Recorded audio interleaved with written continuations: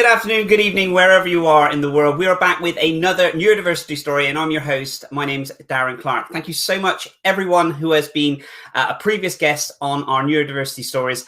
And we have another incredible guest today. We have a good friend of mine, Aaron Swan, who's going to be sharing his story around dyslexia, workplace, school life, and again, kind of how dyslexia has affected him.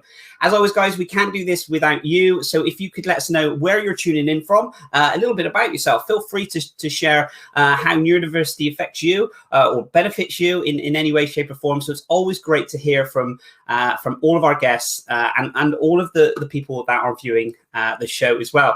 Like I said, we've had an incredible array of guests on there. We're always looking for more guests. If you would like to come on to Neurodiversity Stories and share your story, then please do. Guys, I also want to say a massive thank you to our sponsor who's been sponsoring our show for the past kind of 5 episodes, and that's Touch, Type, Read and Spell. And guys, I want to share with you a little bit about them. When you begin learning to type with TTRS, you'll have the opportunity to customize every aspect of the learning process. With just a few clicks, you can set your keyboard, audio, typeface and display contrasts, add an avatar, and fill in basic profile information. Select your typing preferences and set benchmarks depending on your goals. For example, get extra help with spelling using settings like Remember and Repeat, or support sight reading with copy typing. The TTRS course takes learners through a series of 24 levels. Each level contains 31 modules that offer just the right amount of challenge. Results are easy to track, and progress is displayed in customizable charts and weekly reports. That's how easy it is to learn with Touch, Type, Read and Spell.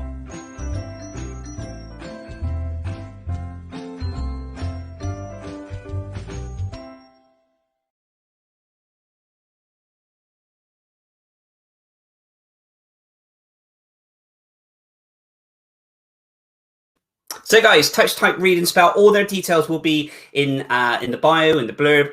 If you're listening to this on podcast or watching this on YouTube or watching this live, then you will be able to see all the details. So guys, who am I and why am I putting on Neurodiversity Stories? So like I've mentioned, my name is Darren Clark and I'm a global neurodiversity consultant, and I work with global organizations across the globe, hence in the word, raising more awareness around neurodiversity in the workplace by teaching, training and speaking.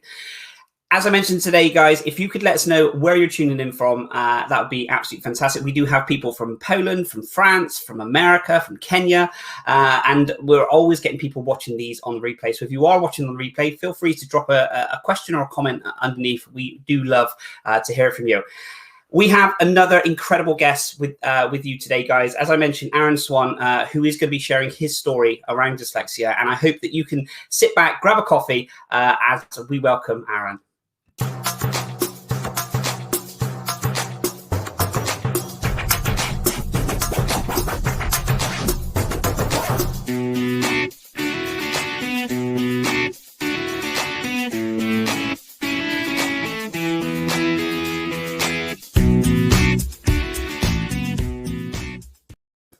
Good morning, Aaron. How are you, my friend? Good. How are you getting on? Yeah, very well, sir. Very well indeed. All the button pushing and everything else is all kind of coming together, so we're all good. How's your morning been so far, Aaron? Good. Busy, but good. Busy but good. So Aaron, I really do appreciate, I know you're an incredibly busy man, and I really do appreciate you taking the time out to come on to Neurodiversity Stories and share it, kind of, your thoughts, your story, your journey. That would be amazing. So I've been following you. I think we connected on LinkedIn quite some time ago. Yeah. And I remember reading one of your blogs around dyslexia, which we will come on to if that's okay. Yeah, absolutely.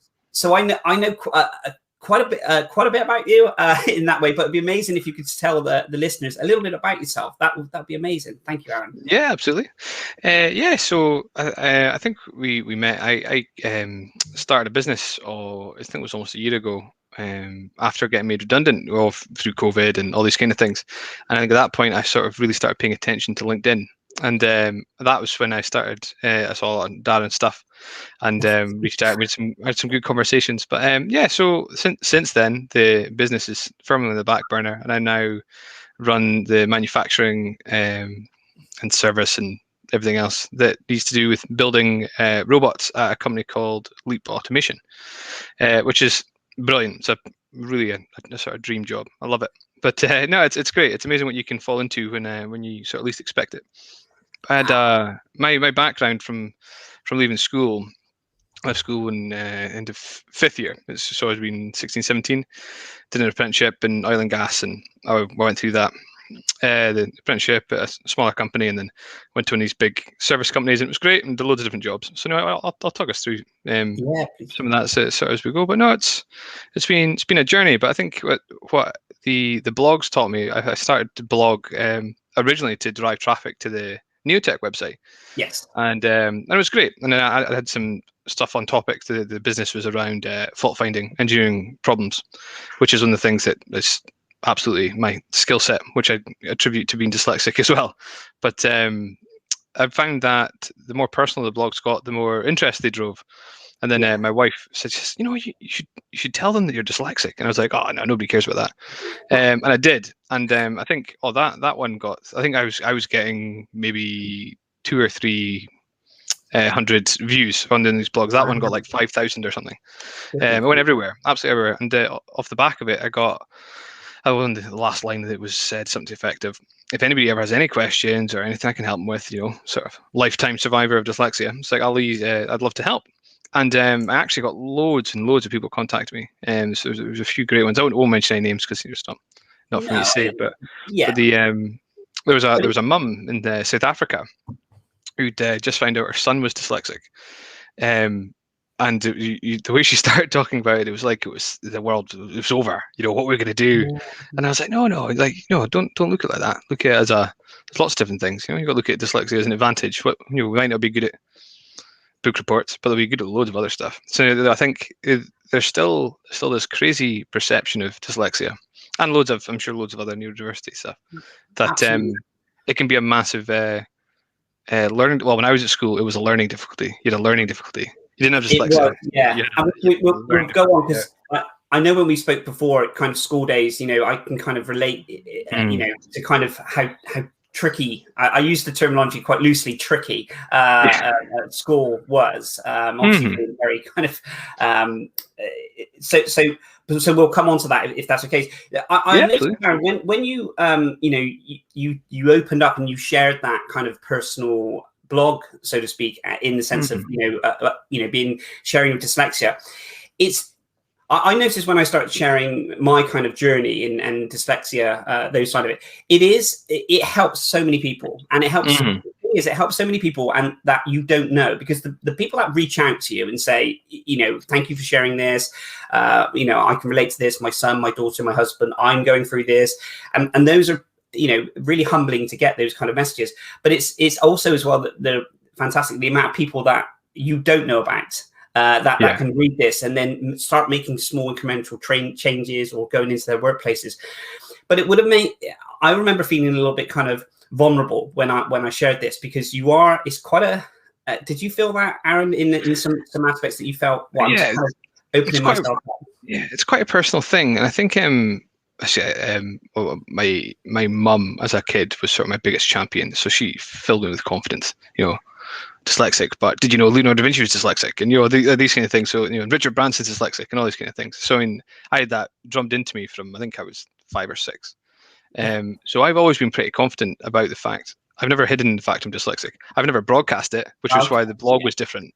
But I've never, if asked or if conversation, I was like, oh yeah, I'm dyslexic. I've never shied away from it, and I know lots do.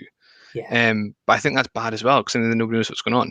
But yeah, I never broadcast it. So to sit down and write a blog, being like, I think I can't remember the title. There's the blog pretty much went on. There was a great story from Made by Dyslexia, which are the brilliant company. I think you're involved with them as well, aren't you?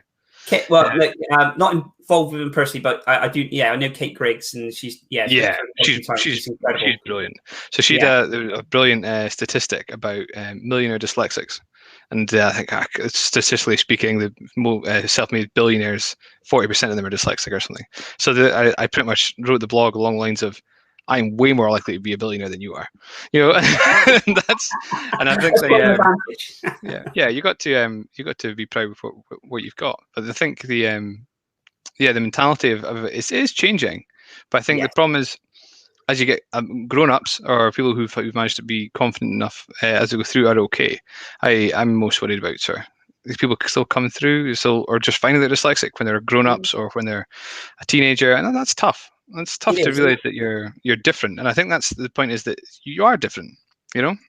Absolutely. And I think, I guess it depends on where you are. So if you think career-wise, you think to yourself, we're always kind of, within a job anyway. If we're working for a company, you have that position where you think, you're marked on your performance, and you need to deliver the role that you're employed for. And obviously there's niceties and everything around it. I'm not saying it's just, a dictatorial kind of way, but that nervousness of then going in, especially if a company isn't,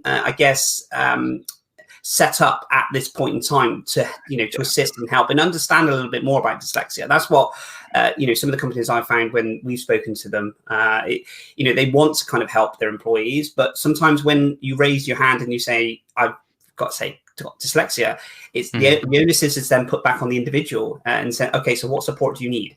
And it depends. If you're on that journey of only just self-discovery around dyslexia, sometimes you don't know what you need. I don't always know what tools I need, and I've been diagnosed for quite some time.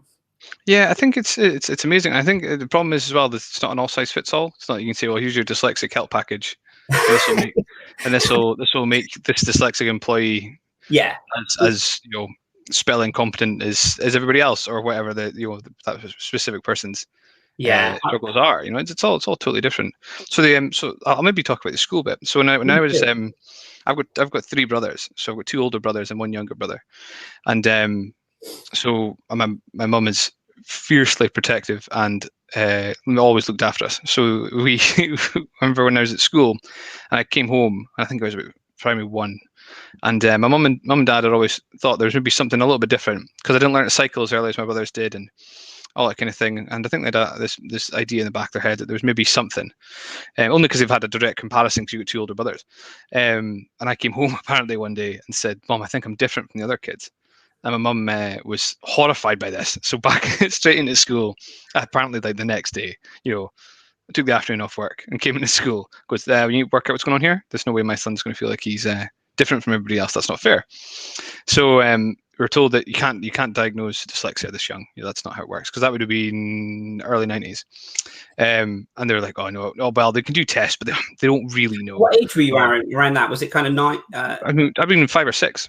5 is wow. Okay. Yeah. So you're still learning to read and write. So they're like, oh well, you can't really do any of the tests. And mum's like, yeah, but two older brothers, same household, same upbringing.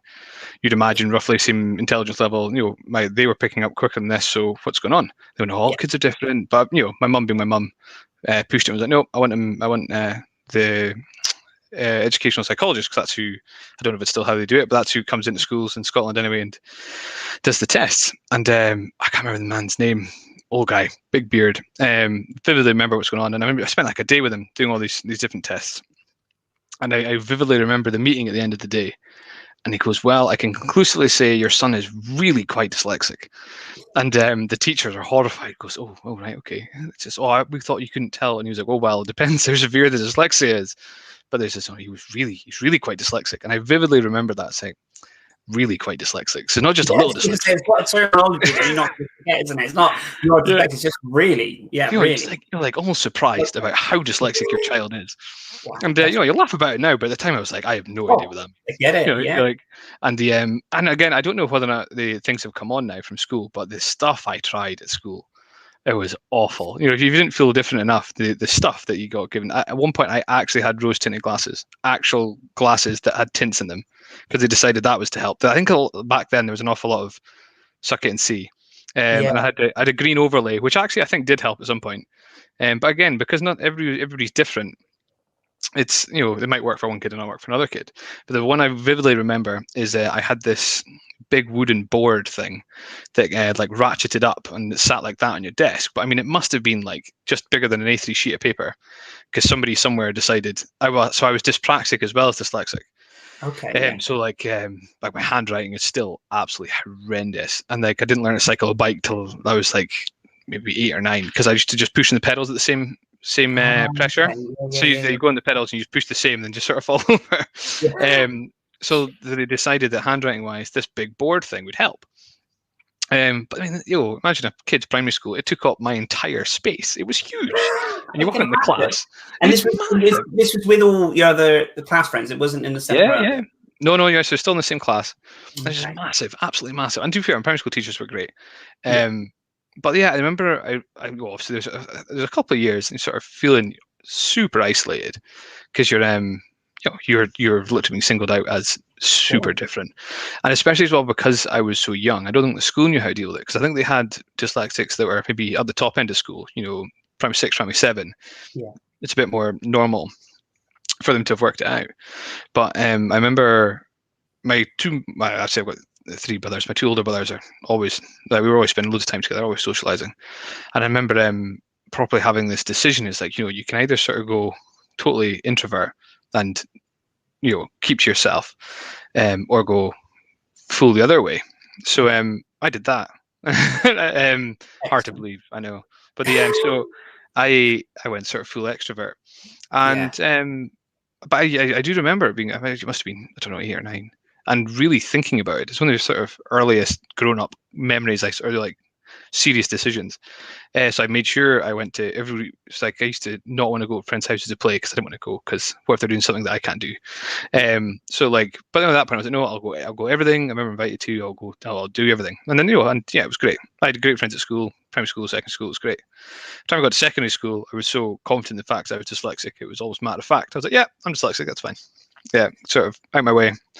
But I mean, secondary school at the time, I feel bad because there's obviously thousands of people who try really hard to help dyslexics. There's this huge support.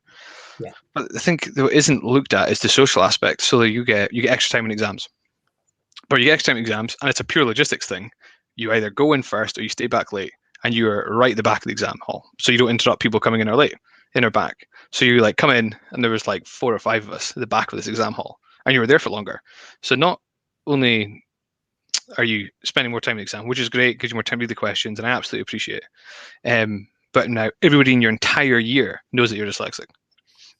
So it's like, not that it's anything to be ashamed of, but it just puts more pressure on a 13, 14, 15-year-old, or more awareness onto it. And I think I've mentioned it in my blog. I think if you can come out of school with your sort of self-confidence intact, and if you sort of learn to develop your own cheats or hacks to how to get through certain things, you'll do really well. In the workplace, there's the world is becoming more and more suited to dyslexic. With new technologies and everything. We're built for it. We're built for fault finding, and engineering wise, tech wise especially. We're just wired that way. I think, and it'd be great to touch on that, because I speak to a lot of kind of engineers that kind of talk about, a lot of people are dyslexic and engineers, and they kind of gravitated into that kind of field. I just want to touch on when you mentioned about the exams and the extra time. And I've mentioned this on the Neurodiversity Stories a few times, and in blogs and conversations. What's your take on that? Because I feel, I wasn't put through any exams in school because they just didn't feel that, their terminology, their actual phrases was, it would just be a waste of paper, which looking back on it was just horrific. You couldn't say that now, could you? No, you couldn't, and you shouldn't. I shouldn't have said it back then, but you shouldn't.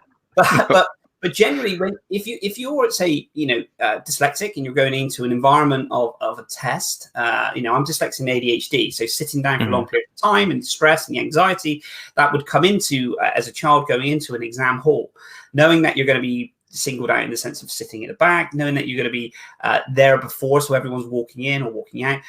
Those elements. So I think personally, the more time given, and this is again just purely my views on this, more time given only enhances the stress and the strain for the child within that environment. Because if you say we're going to be sitting here for an hour, now you're going to be sitting there for an hour and a half, and you're going to be 3 minutes into the test, words be moving around, feeling anxious, not being able to do it, and that period of time, I can see it works for some people. For me, I guess it would. But yeah, Yeah. it's interesting. So I think it totally depends on the person, and I think in reality there's probably better ways they could help. So the way it's explained to me, the whole point of the extra time is that you need longer to read the question to understand it. Yeah. I was like, well, why can't I have a dictaphone, or why can't I have a these days anyway, an MP3 player, and I hit go on question 1 and it reads it out to me, and then I'll write my answer. Like it's probably not so easy back then, but surely you can do that kind of thing now. Or the pens that read out the text. Why don't they have this sort of thing? Because then you don't need it. Maybe an extra 5 minutes. You shouldn't need that much more. And so I can understand the principles of it, but yeah, again, it's totally different. Dyslexics to dyslexics, they all change. I remember when I was at school, I didn't know who was dyslexic until I sat my standard grades, which would be in like 4th year, and then you get to the back of the exam hall and you see everybody and go, oh, all these people are dyslexic, and you could cut them in half. There was the people that, well, actually not half. It's different. There was factions that were embarrassed and didn't want to tell anybody, and they were like super ashamed. They were at the back of the room. There was a few of us who were like, I don't care, that's fine, I can rock it, that's fine. And then there was the smaller percentage who I think had just given up. They were like, oh yeah, school's not for me. But the problem with that is, I did okay at school. I didn't do spectacularly, but I did okay. But I mean, it just knocks on everywhere. If these people believe that if the school system beats them down to the level where they believe that they're not good enough to do this kind of thing, which means they're not good enough in comparatively to their peers, that has a knock-on effect for life in everything, workplace, or they won't apply for a job that they could maybe do because they don't think they're good enough, and that kind of thing. And I think that's terrible. And I think there needs to be a lot more focus on that element of it, of inclusion of everything. I don't they were never singled out, and appreciate whether that sort of thing was to help, but there must be better ways. Yeah, and I think, Aaron, listening to your story, it sounded like you had, an incredible support network at home, which really, without fail goes, would be incredible, because that support network that you had at home enhanced that when you went into the schools, that confidence that you built, and then you carried that confidence. I'm not saying that it wasn't a struggle. That's not what I'm saying. Of course, but sometimes when you have that kind of belief that these people behind you, and that mindset, because going into secondary school would have been daunting, but then you opened up about dyslexia. I think about when I went to school, still undiagnosed with dyslexia, but just knew that the last year of primary school was tough, and this was going to be really tough because it was a lot of exams and a lot of tests, and absolutely, kind of with your peers in things. So I believe the support network is key. I think it's crucial. It's absolutely crucial. But anyways, we'll circle back to the engineering stuff. I've worked with loads of engineers. So I left school and did an apprenticeship at a small company, doing some oil and gas stuff. It was great. And then I went to a big company called Aker Solutions, massive subsea oil service firm. Thousands, I don't know, 50,000 across the world, huge. And in Aberdeen, where I'm from. And I had lots of different jobs. Within them, it was great. They encouraged me to progress. And I think there's a lot to be said about playing to your strengths.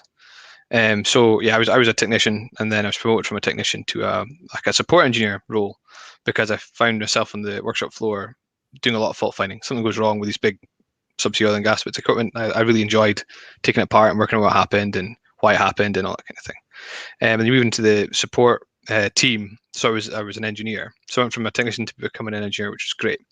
With no formal qualifications, because I just had, at that point, I would have had, 7 or 8 years experience on the tools.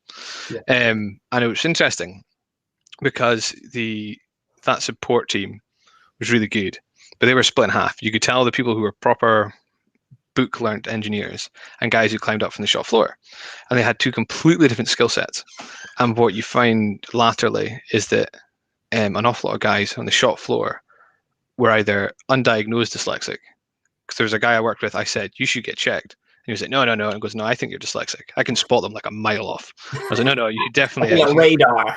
Yeah, dyslexic radar. And he did. He got checked. You found out at like 35 that he was dyslexic. And he was like, this makes so much sense. He was like, yeah. So these guys, who were some of the best engineers I've ever worked with, didn't go to uni because they didn't want to go to uni because they didn't think they'd be able to hack it. But they went the different route. They went the apprenticeship route, which I think should be encouraged so hard, because it's so much more. I think, especially hands-on jobs, it's so much easier to progress. And by the time you're far enough up the tree, if you've progressed that way, that you think dyslexia might be an issue, you have a good enough understanding that it's not a big deal. So I mean, I wrote big procedures, and I cheat. That's how I did it. You know, I write notes. If I'm reading anything, absolutely anything, I've got a highlighter and a notebook. Anything that I need to care about, I highlight the stuff that I know is important, and then I'll scribble all over it. I often score out like faff words, if that makes sense. There's a big long sentence, and I know that I want to come back to a few bits. I just scribble out the bits I don't care about. So when you scan back through it, you don't scan the whole page. You're only scanning the bits that you know. And you know, maybe 20% of it will go in. The second time I go through it, it makes a lot more sense. And then I take notes on it. And everyone has their own strategies. By the time you get to the stage that you need these things, you've already got your strategies. So I mean, I've written massive procedures that you never thought came from a dyslexic. I mean, these big organizations, they all go through technical assistants who review them all. Most engineers' spelling and grammar is horrendous, so they don't even ask. They're like, yeah, that's fine. They fix all these things. But I think, as you say, it really does depend on the business, and I think what you've chosen to go into. Yes. I think I was always driven towards. My dad's a builder. Okay. And from a really young age, I was taking stuff apart. Mum tells a story. I got a transformer for my birthday, and I took it apart. I took all the little screws out. And I got in like really big trouble because I took this whole thing apart, and I was like, "Oh no, it's okay, I'll fix it." And they went, "Oh yeah, okay." And I did. I put the whole thing back together. When I was like, Aaron, I took my parents bought this kind of, it was like the stack system of radio, you know, like a hi-fi kind of thing. And I remember they purchased it, and it was quite a bit of money back then. I remember thinking, what's inside, because I'm always inquisitive about things. So how does that work? I'm not an engineer, but I started taking it apart, looking at all the boards and everything else, and I was thinking, this is amazing. And then I just remember my dad coming in, looking at it, thinking, what are you doing? I said, don't worry, I can put it back. It didn't work again, but but I learned so much not to take things apart with that. But in seriousness, I love that inquisitiveness of asking a question and finding out how something works. How does because you look at the computer, that's the screen, that's what you want to do, but behind it is all the mechanics and everything else that makes it run. It's just so interesting. Sorry, I just wanted to share that. Oh no, it's brilliant. It's absolutely brilliant. I think it's crucial. And so I ended up. It's actually I was made redundant from COVID. The world melted. That was fine. And I was actually a guy I used to work with. He was working at the company I'm at now, and he goes, "Oh, Aaron, you should come and have a chat with them because they were working on something at the time. So maybe you could come help, sort of under my business. You could just come and help them with something." So I came in for a couple of weeks contract, and at the end of the contract, it goes, "Oh, do you want to come on board and run our manufacturing department for building these robots?" And I was like, I don't know anything about robots. And they went, "Oh, okay." He's like, yeah. And they just showed me loads of drawings, and they showed me their prototype ones, and I was like, yeah, that makes sense. I could build that. Yeah, that sounds good. Wow. So I'm six months on, and it's great. It's really good. I build loads of robots now, and it's I get teams starting to grow, and it's brilliant. I think the one bit again, I suppose I don't know if it's really dyslexic related or if it's probably good advice for anybody, is the whole networking piece. I hate the term networking because I think feels really sleazy businessman, but actually having good conversations with people will help so much in everything. And I think that was probably one of my sort of coping techniques as a dyslexic. If you I knew the TAs really well, so I used to give them a heads up, and I was like, I've got a big procedure coming. Let me know if some of it doesn't make any sense at all, and I'll buy you a coffee.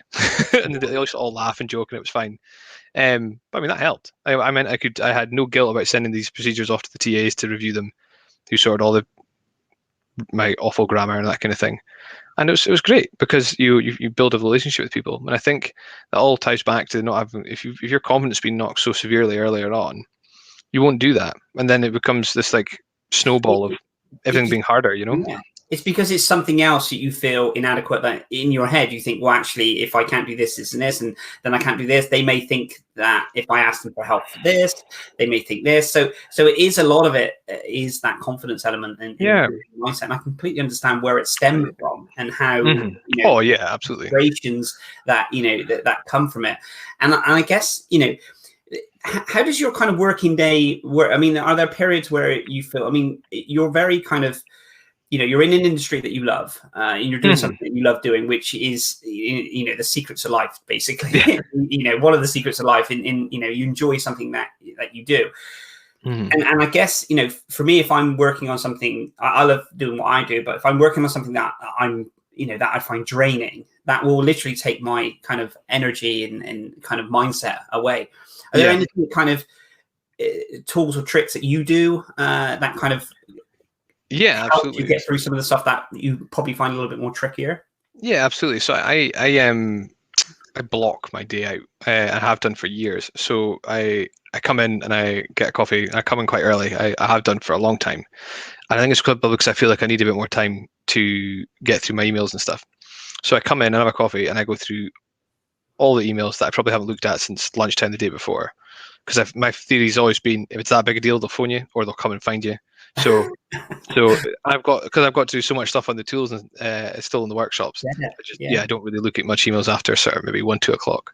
But yeah, I'll go through my emails, make sure all that's dealt with. But that can take a while. And I take any again, I've always got a notebook, take notes on anything that needs to be done, which helps massively. And then I've always been a huge believer, if you're doing something, you should be 100% focused on it, and that alone helps so much. If you can, if you're building a robot or building a computer or writing an email, all you should be focused on is doing that. And if you can do that, which is so much easier to say than it is to actually do, because you're doing it and then you're thinking about, oh well, after this I've got to do this, this, and this. And it's like, ignore that, do this bit and do it really well, and you probably only have to do it once. Yeah. And then when it's gone, it's gone. And I think that makes a big difference. Something I also took on probably about a year ago. No, actually that's not true. 6 months ago was I don't know if you've ever heard of bullet journaling. Have you ever come across that? There's a whole world of bullet journaling. And it gets called Bujo and stuff. There's a big like Instagram thing and people make them look really, really pretty. But I actually listen to a lot of audiobooks. Yes. I barely read, which is terrible, but understandable. But I listen to a lot of audiobooks. Amazing. And I listened to the one about the guy who sort of invented bullet journaling, a guy called Ryder Carroll. And his book's really good. And one of the main things he says is it doesn't need to be pretty. It needs to work for you. And the entire purpose of this book is it's a to-do list, but really well structured. So a problem with to-do lists is people start a to-do list and they scratch off 2 or 3 things and then they need to take some notes and then the to-do list is lost halfway in the notebook and it's gone forever. So the entire purpose of a Bujo is you start at the beginning of the day. So after my emails, I sit on my Bujo and I write down the stuff that I need to get done that day. Okay. And at the end of the day, you have another self-review and you tick off all the stuff you've done. And if you haven't done it that day, you migrate it, which is the term, and you push it on to the next day.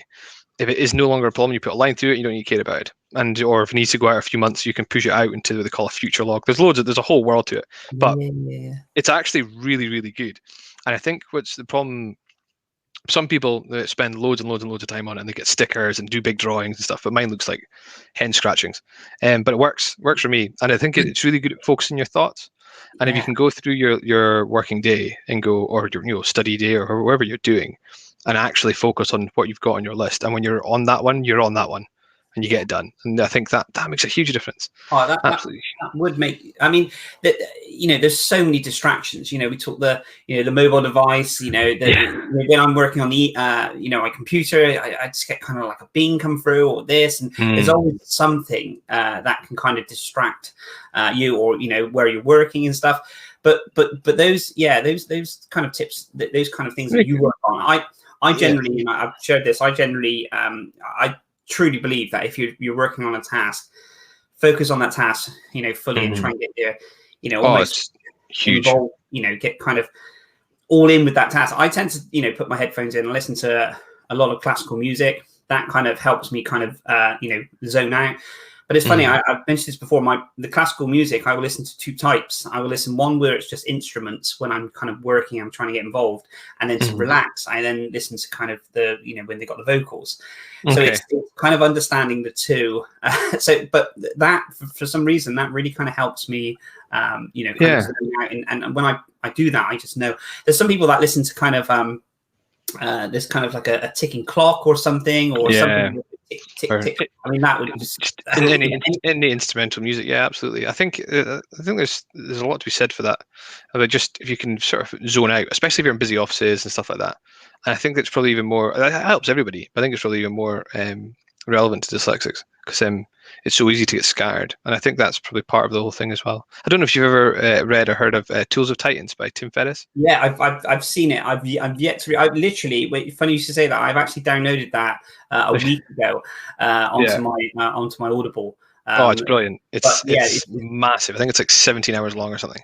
But that's really good. It goes through. If you go all the way through it, you get one of those. There's the awards you get in Audible. So it says like long timer or something. It's huge. So I've listened to it twice. It's really interesting. So they go through loads and loads of different people from all different walks of life. Sports and business and all those kind of things. And the whole premise is it's all off the back of Tim Ferriss's podcast, which is really good. Who's listened to that one either. And but it goes through what these people do.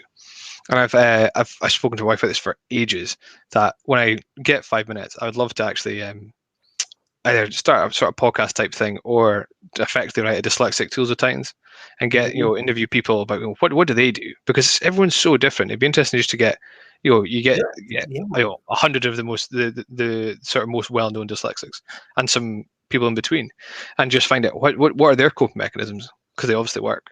Your Alan Sugars and Richard Branson's and all these kind of people. I'd love to, have a sit down chat with all these people and figure out how do they get through the day? How do they make sure that, what they're sending out in an email is actually readable for normal people? I think that'd be great. I think, Aaron, I think you've documented it on here. I think you should. No pressure. I know how busy you are, but I'd love to see that. That would be. I think it'd be great. That would be incredible. I was listening to a podcast actually. It was about Elon Musk. He's brilliant as well. Yeah, his book's great as well. Yeah, I've listened to. I tried reading that and then ended up putting on Audible. And he's kind of recently mentioned about his neurodiversity. That's right. Yeah. Around his kind of, and whether this is true or not, I don't know. But it's his kind of timekeeping and how he kind of works, with SpaceX and Tesla, and how he breaks his day up, and it was just really interesting. You think about this man who's just so busy and works incredible hours. And it was down to his emails as well. Apparently, he has a certain allotted time he looks at emails, but he's kind of got them encoded, apparently. Again, this is just what I've listened. So he's got a certain encrypted email, so only certain emails can come through. So it doesn't waste his time having nonsense emails coming through. So, and then it's kind of how he breaks his day up, how he does this, it's pretty incredible. I mean, it's pretty intense. Absolutely. I wouldn't want to work. I don't know if I could work to that kind of pattern. No, absolutely. I totally get it. There's loads of things you can do. One of my colleagues from years ago in Outlook, there's a stupid setting you can change, which makes it a conversation instead of individual emails. I don't know if you've ever seen that. I flick through this. I don't know what I'm doing when I flick through it, but I actually look. Yeah. Yeah. So if you do that, then it takes because I spend hours away from my computer, when you come back to it, any email that's been sent on the same chain looks like one email, and then you can open it and you can see everything that's going on. But it means you end up with looks like one email, and that's the whole conversation, rather than having them sort of stagger through your inbox. Yeah, it's good. There's loads of little things like that. But I think we need a dyslexic help book for the world. But I don't have the contacts. You sort it out. You can speak to made by Dyslexia as well. Kate will help, I'm sure. I just want to share. Roxana has put this sounds fabulous, but with ADD in the mix, it's a challenge. But we'll explore the bullet journal idea. Sounds like something that would really work for me. So I mean, it definitely. I love taking notes. I take notes all the time because I feel like I've got a short-term memory, and I come up with all these different ideas, and then suddenly they kind of drop off. And what was that? And I've recently someone commented on one of my LinkedIn posts, and they mentioned about when you go for a walk, turn the phone off, walk in nature to relax and stuff, to get a bit of downtime, but maybe try and record your thoughts as well. Because I tend to, when I like in the shower or going for a walk or something, I tend to come up with all these kind of creative ideas, and then I come back and think, what was it? So, and I always remember, Richard Branson says he swears by walking. Everywhere he goes, he has a book that he can kind of just jot his ideas, and I think he shares a lot of it on his social channels. Some of the notes he scribbled. Huge amounts, even for everybody. Not just people neurodiversity stuff. Taking notes or keeping notes of what's going on in your head helps massively. Even if you never read it again, just to get it out of your head on a bit of paper can give you a lot of clarity. And I think that's one of the things I liked about the. I'm really busy. We're a small company. It's very much a startup, so I've got a lot going on, and I find it therapeutic to put it all into into this bullet journal and prioritize it in my own head. And the priorities change. That's fine. That's okay. But priorities changing is still a lot less stressful than trying to remember everything that's going on. You just put it all in this book and go through. I think that's great. But yeah, I think there's loads and loads different people do to try and get through it. But no, it's great. There's loads of different options. So thank you so much for sharing that, Aaron. It's definitely, like I said, recording and documenting that's definitely something that I've found that really helps. Sometimes I wish I did it more. How do you find kind of relaxing in the sense of zoning out? Is it walking? Is it listening to the audiobooks? Because again, you're obviously very busy, and obviously I guess your mind's always racing in the sense of what because you're a very creative person. Do you find ways to kind of relax and I've also got 3 kids. Okay, scrap that question. Yeah, so I don't relax. No, so I've got a brilliant wife, and I've got three kids.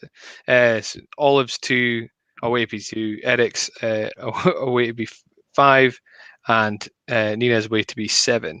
So they're all pretty close.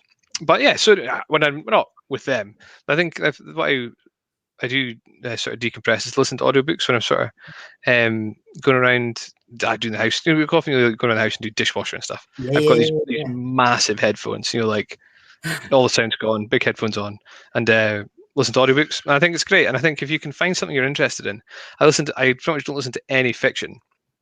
And my wife always says, you should listen to some fiction stuff. And I was like, yeah, but I feel like I think sort of the last few years, I've had this thing in my head where I feel like I've missed out on a lot of education because I never did any real further education. So I feel like if you can absorb all these books, you learn a lot through just listening. And I've always found that I'm very much an audible learner. So I mean, my wife always says it's amazing when watching movies or talking about a film, I can remember whole scenes of dialogue in my head without trying. It just sort of comes out. But audio books are the same. Charlotte's sick of it, of me telling her, oh yeah, she's done this is amazing. Did you know that Arnold Schwarzenegger drinks 10 eggs in the morning? That kind of thing. It's like, facts. Facts. Like just all these kind of things stick in your head. But I think if you can find anything that helps you sort of decompress, then it helps. And I think it's essential as well. I started road cycling when over lockdown, but I've sort of fallen off the wagon because I hurt my foot. But I need to get back to that because that was good as well, because you were just out doing nothing else. I think that's important too. Yeah. But and actually enjoying your work, I think, is huge. I always thought I enjoyed my work. I always thought I was like, no, I like what I do. I like engineering. And then it wasn't until I started here, and I was like, I actually love what I do here. And I think there's a big difference. You can like being an engineer or like being a technician or like wherever you're doing, but if you don't actually love your work, or those vast majority of people go through life not loving their work. But if you do love your work, it's not a chore come to work. Like I genuinely enjoy what I do. Like to my very core, love the robots. I think it's amazing. I can't talk too much about it, but the whole premise of the whole thing is awesome. Yeah. It's just engineering awesomeness, and we build really cool stuff. And the team's great, and it's really good. I love the whole thing. And the owners are brilliant. And so I mentioned them shortly after I started. It's like, oh, not sure if it's a thing. Just I'm dyslexic, and they were just like, and like couldn't care any less. It's like, we hired you because you're you, and if being dyslexic is part of that, then that's great. It's like, cool, that's cool, good to know. But I think it doesn't matter what you're doing, if it's accounting or admin assisting or being a doctor, whatever. If you actually love your job, everything's easier. It's also easier to focus, way easier to focus. If you're in a job you didn't, one of the jobs I really disliked when I was at Acker, I was what you'd call like a proper work package engineer. So you sat at your desk and you churned out the going through data sheets and all that kind of stuff. I hated it. Absolutely hated it. And I found that really hard to focus. And that was probably the toughest job I think I've ever had. And it wasn't because the job was hard. It was just because I found it hard to stay focused on it. That was probably the most sort of dyslexia affected job I had. And I went from that to being a project engineer, which was great because I just talked to people and made sure people were doing their job. That was way easier. So I just went right back into my element. But yeah, proper work package engineering I found really tough to focus on. Because I think if you don't love what you're doing, it's nigh on impossible for anybody. But I think probably even worse for dyslexics. I think because you're a very sociable person as well. Am I right in saying that? Yeah, And absolutely. Yeah. Sociable and community. I remember one of my so I need to kind of be in a social environment. I thrive when I'm in a social environment. And I remember one of the I've had many different jobs over the years, and I actually worked for Virgin Megastore. Cool. With CD. This was the CD DVD store when it was about. I remember applying for this because I loved movies. I loved, the whole kind of thing. And left school with no qualifications. And in the interview, I was, talking everything. They said, we I thought I was just be on the floor, kind of moving the DVDs around and all this thing. And they said, we're going to put you in the cash office. And I said, okay, what's that? And I just remember being in the cash office. I learned so much, but it was literally, as you know, cash offices in stores, tiny little kind of box. It was me and this other lady who was, incredible what she'd done. But and then kind of the pods come up, you count the cash and you put it out. And I also remember the audit run of if there was kind of 50p missing or discrepancy, not missing, but discrepancy and thing. I just remember going through this till roll, this great big thick till roll, looking for this discrepancy against something else. Day in, day out. And I was thinking, this is just not like this was undiagnosed dyslexia. So at the time, I was thinking, it's making my head like explode. Like hours of just going, cross-channeling these two till rolls, trying to find the discrepancy. I found it, and I was like, okay, there's another 11 there to go through. I was like, that sounds like my worst nightmare. That sounds awful. That sounds absolutely awful. So if I ever do meet Richard Branson, I'll just say, I didn't enjoy it too much in the cash office, but it was great work. Yeah, just let them know. Let them know I want to chat as well. That'd be great. Aaron, we're coming up to the end of the time. I could talk to you all day, my friend, and I really do appreciate, like I said, so if people want to connect with you and get in contact with you, how can they do that? Yeah, just LinkedIn is really the best. I still really enjoy LinkedIn. I think it's a great means of keeping in contact with people, especially sort of like-minded people. But if anybody wants to chat about anything, especially dyslexia, that's what I know about. Then just let us know. I'm sure I've been tagged in some of this stuff. I'm sure you'll find it.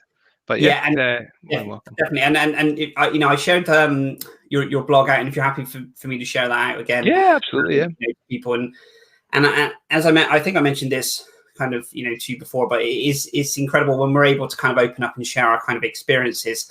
It really does help people to start kind of connecting, and like you said, you get kind of private messages, I get kind of private messages, and obviously we won't mention names and things, but it's amazing to hear other people's journey and story, and if you can make that small little bit of difference, then it's all absolutely. I know, definitely, and I know it's been great to be on. Thanks for having me. And if you ever want to have another chat, just let us know. I've got loads of stories. No, I really do appreciate it. Definitely be having you back, and thank you so much indeed for your time. Enjoy the rest of your Friday. Have an amazing weekend, and I will catch you very, very soon, my friend. Great. Take care. Thank you very much. See you later.